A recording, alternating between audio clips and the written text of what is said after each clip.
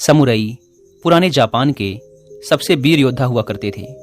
उन्हें जापान में बहुत ही सम्मान की दृष्टि से देखा जाता था। एक समुराई को महान योद्धा बनने के लिए शरीर और मन को तोड़ देने वाले कठिन प्रशिक्षण से गुजरना पड़ता था। ये युद्ध के मैदानों से हार कर लौटने की बजाय वहीं शहीद होना पसंद करते थे।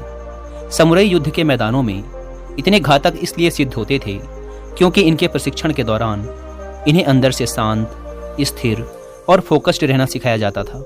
एक सच्चे समुराई योद्धा के अंदर कुछ हद तक जेन की विशेषताएं होती थी, क्योंकि ये अपने आप को खराब से खराब परिस्थिति में भी शांत और स्थिर रखने के लिए लंबे समय तक ध्यान का अभ्यास किया करते थे। एक बार की घटना है, एक समुराई योद्धा जो कि स्वभाव से थोड़ा घमंडी था, एक दिन एक जेन मास्टर को देखने आया। समुराई अपनी वीरता के लिए बहुत प्रसिद्ध था, लेकिन जेन मास्टर की सुंदरता, उनकी शांति और वहां बैठे लोगों की नजरों में मास्टर के प्रति सम्मान को देखकर वह अचानक खुद को हीन महसूस करने लगा। उसने गुरु से कहा, मैं हीन क्यों महसूस कर रहा हूँ? अभी एक क्षण पहले तक तो सब कुछ ठीक था, लेकिन जैसे ही मैंने तुम्हारे दरबार में प्रवेश किया, अचानक मुझ में हीन भावना आ गई। मुझे ऐसा पहले कभी नहीं लगा। मैंने कई बार मौत का सामना किया है, लेकिन मुझे कभी कोई डर नहीं लगा। अब मुझे डर क्यों लग रहा है? गुरु ने कहा, रुको, जब बाकी सब चले जाएंगे तो मैं जवाब दूंगा।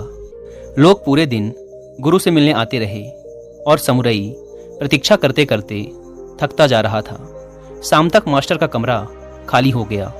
तब समुराई ने कहा, अब क्या आप मुझे जवाब दे सकते हैं? गुरु ने कहा, बाहर आओ। पूर्णिमा की रात थी, चांद अभी क्षितिज पर उदय हो रहा था। मास्टर ने कहा, इन पेड़ों को देखो, ये वाला पेड़ आकाश में ऊंचा है और इसके बगल में यह छोटा है। वे दोनों बरसों से मेरी खिड़की के पास मौजूद हैं और इन्हें कभी कोई समस्या नहीं हुई। छोटे पेड़ ने कभी नहीं कहा, बड़े पेड़, मैं तुम्हारे सामने हीन क्यों महसूस करता हूँ? यह पेड़ छोटा है और वह पेड़ बड़ा है, मैंने कभी इनकी फुसफुसाहट क्यों नहीं सुनी? समुराई ने कहा, क्योंकि वे तुलना नहीं कर सकते। गुरु ने उत्तर दिया, तो फिर तुम्हें मुझसे पूछने की जरूरत नहीं है, तुम्हें उत्तर पता है। दोस्तों, अगर हम अपने आसपास देखें तो पाएंगे कि हम में से ज़्यादातर लोग यही तो करते हैं, दूसरों से खुद की तुलना। और खुद को दुखी करने का सबसे आसान तरीका है कि किसी ऐसे इंसान से खुद की तुलना करना शुरू कर दो जो किसी चीज़ में आपसे बेहतर हो। हमें ये समझने की ज़रूरत है कि हर इंसान किसी न किसी चीज़ में सामने वाले से बेहतर होता ही है। कोई भी इंसान हर काम में अच्छा नहीं हो सकता। इसीलिए हमें तुलना करने की बजाय सामने वाले की योग्यताओं का सम्मान करना चाहिए और हो सके तो उसकी तारीफ भी कर देनी चाहिए।